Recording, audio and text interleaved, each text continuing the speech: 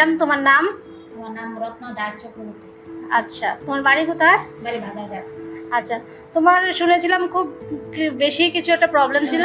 Problem ছিল, আমার পিরিয়ডের সমস্যাটা প্রচন্ড মানে ছিল, মানে অনেক দিন থাকতো, মাসের মধ্যে যদি 5 দিন থাকার কথা ছিল, সেই জন্য মানে এর মধ্যে আমার 15 দিন 20 দিন এরকম ভাবে অল্প অল্প অল্প করে দেখতাম।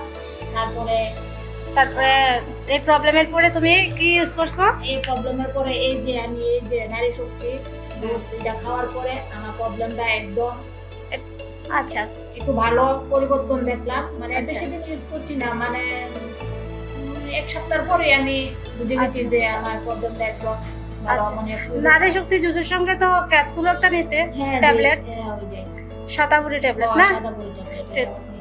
আচ্ছা, তাহলে তুমি নারী শক্তির জুস আর শতাবরী ট্যাবলেট দুটো নিয়েছো এবং এখন বেটার ফিল করছো না?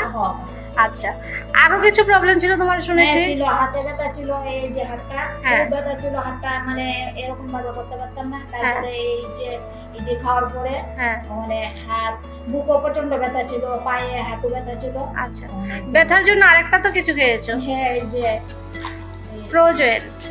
প্রোজয়েন্ট ভি ক্যাপসুল, ঠিক আছে।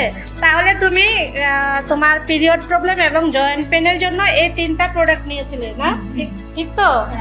ঠিক আছে, এখন তুমি কি বলতে চাও অন্যদের জন্য, আমাদের মতো যারা অন্যরা প্রবলেম ফেস করছে? অসুবিধা মানে তারা করতেছে, আমার মতন তারা যাতে এই যে ইউজ করে তারা উপকার পায়।